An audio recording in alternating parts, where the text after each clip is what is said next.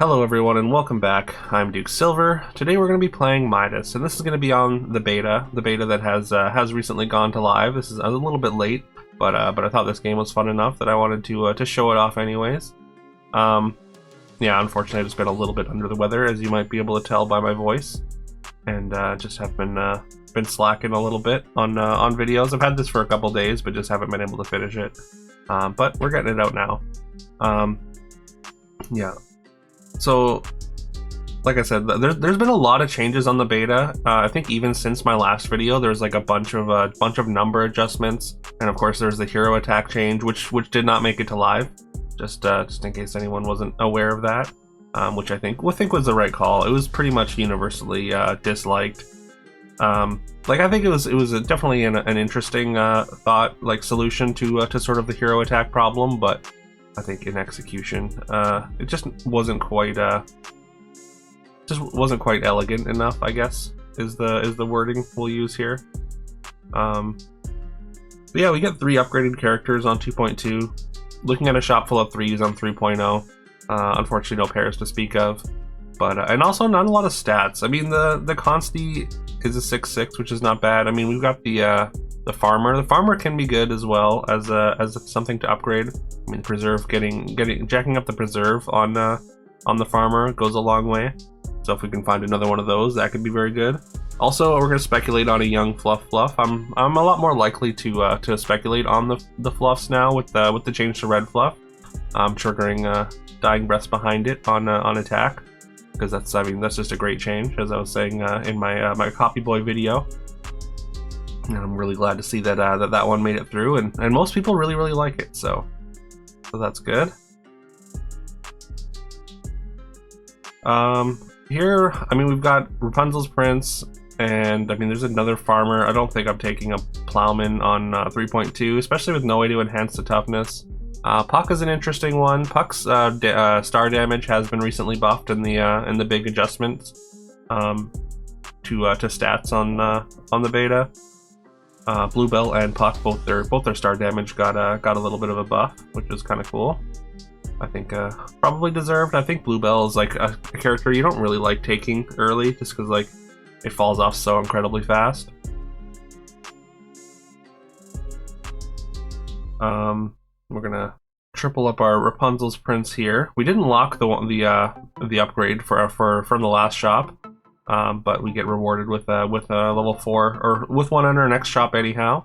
We're gonna take a Vendy. So Vendy, if you don't know, is a merchant. I'm not sure if that one made it to live. I know some of the merchants.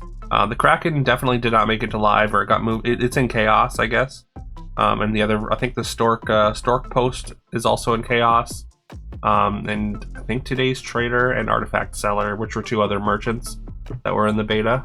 There was a level 5 and a level 6 merchant.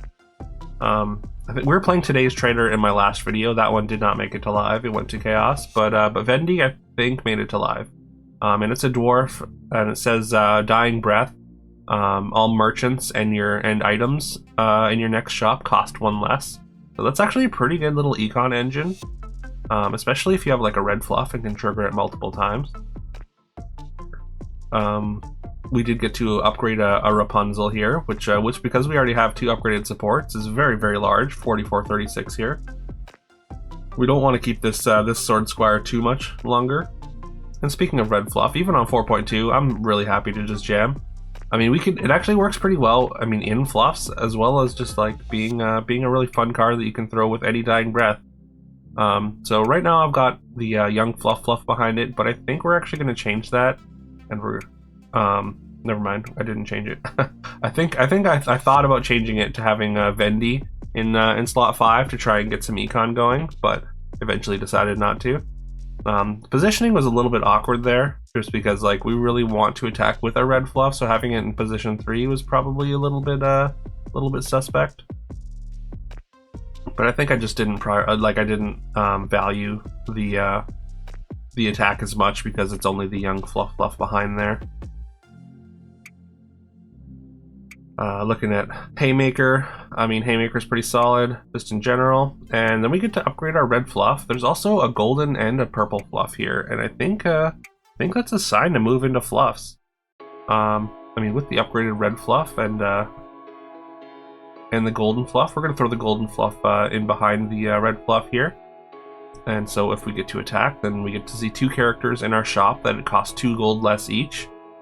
We do take some damage. We're down to 11, which is not great for for Midas. Usually Midas plays pretty good tempo, but we just haven't seen a ton of stats, and I've been kind of focusing on sort of less characters that are just like full stats and more just some more fun things like red fluff and Vendy here. We did end up locking and taking the purple fluff, which we're going to upgrade here, and that is going to trigger the golden fluff in front of it twice.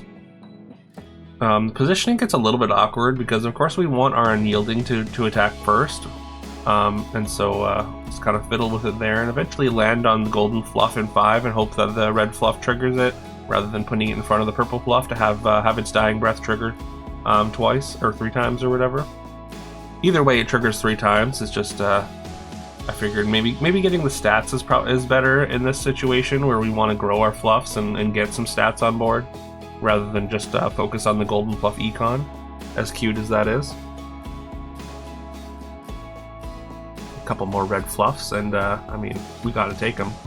We are pretty firmly in fluffs now, so. Also, notably, golden fluff is a merchant, so it kind of works with in conjunction with Vendy. I mean, with those merchants going to chaos, Vendy does get a lot worse if it does make it to live, which again I think it did. But I mean, making your items cost a lot less is really good just for dwarves in general. I think it's pretty good just in general. I mean, if you can reduce the cost of items to I think the minimum is 1. Like, it's definitely you won't be getting free items, unfortunately, but I think it goes down to 1. I want to say. If it only goes down to 2, then that's bad. But if you can get 1 cost items anyways, then you can bank a bunch of gold anyways. It's another red fluff, which we are going to take. Unfortunately, the red fluffs aren't really doing a lot now on this board. I mean, they're just generic red fluffs, so I guess it's not that unfortunate. We're just doing normal fluff things, but that is a little bit unfortunate because that's a little bit boring, in my opinion. I was really considering these Merlins in the shop here, but decided against it. Although I didn't have much time left, so we have to kind of roll down pretty quick. But we do find a way to spend all our gold and get another upgraded red fluff here. We got their golden fluff there in position 7, hoping to get our position 3 attack, which I don't think we did. It didn't even die, so we don't get any econ out of it. But that's probably not. It's not too bad. At this point, like the econ, like it reduces the cost of things by 2. So unless we get like a bunch of things, we're pretty unlikely to even hit like a 2 cost. Because I mean, of course, reducing the 2 cost to 0 gold, like that puts you up gold, which is good econ.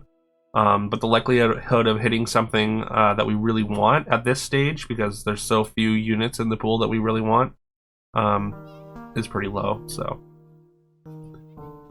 There's a Vendy upgrade, which we don't really want, I don't think. We're just going to take the hero change. I mean, we're done with Midas at this point. We really want some treasures if we can get it. There's sort of a visual bug. If we take that, it's not gonna upgrade, but the animation is saying it will. So this little niche scenario there, I guess, that maybe got overlooked. There was another purple fluff, which maybe I should have locked, because like I will take it, of course, if I see it again, but anyways, just ended up just deciding to roll past it and see if we can lock. I mean, what we really want is blue fluff. We do manage a tie there. We're at 13, so we're probably not dying in one combat, most likely, but we are still in kind of the danger zone. There's another red fluff, but I just don't think it's worth the 4 gold at this point. We're just not making good enough use out of it. I mean, it does replace the green fluff, but the green fluff is actually better for now, but if we upgrade the red fluff anyways, but I don't think it's worth investing the gold.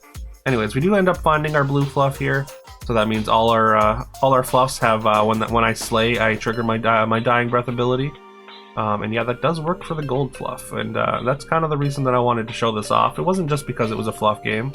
But because we're gonna do some fun stuff with the golden fluff. Fun stuff with the golden fluff. That does rhyme a bit. Anyway, so you can see we get our sleigh. I mean, it's not a ton right now, but we get 3 triggers there. We don't take any of them because they're not reduced to like less than 1 gold anyways, and there's nothing that we really want. But we still get looks at like a bunch of characters with these sleighs. And also, like, I mean, if the golden fluff slays and also dies, then we get to see several more characters. We are in top 3 now, so we're gonna fire off a combat spell just to make sure that we don't die here against this pretty strong Icarus board, this sort of a stealth Phoenix board. They do have a pirate safe, so they are going to be very scary. If they had survived this round, anyways, they would have been very scary. We do get to take at least we get some econ now. As you can see, our shop has extended by quite a bit. We've got a few 1-cost characters, but we're not going to take them. We've got a full bench. No real reason to take characters that we're just going to sell for a net 0 gold. But yeah, the 2 costs that cost 0 are definitely great, giving us extra gold. And now we can sell these excess characters, and because we are Freya, of course, we are going to get both our level 5 treasures because we have 2 level 5 pairs. We are 100% taking Divine Messenger. Hero Mask is really cool. I was really hoping that would be in our second selection, but Divine Messenger definitely the priority. And we're just going to take the Garlic Cabinet just for some added survivability, just in case. We want to give ourselves as much time as possible. We have a pretty big sleigh board here. Kraken, fortunately, just not that big. Just didn't really get scaled too much, I think, here. I don't think there was too much Tanuki stuff going on the opponent's board. But yeah, look at the size of this shop now, with the with the Divine Messenger, 2 upgraded purple fluffs, and the upgraded golden fluff. Yeah, we got that long shop going on. Long shop silver, they call them.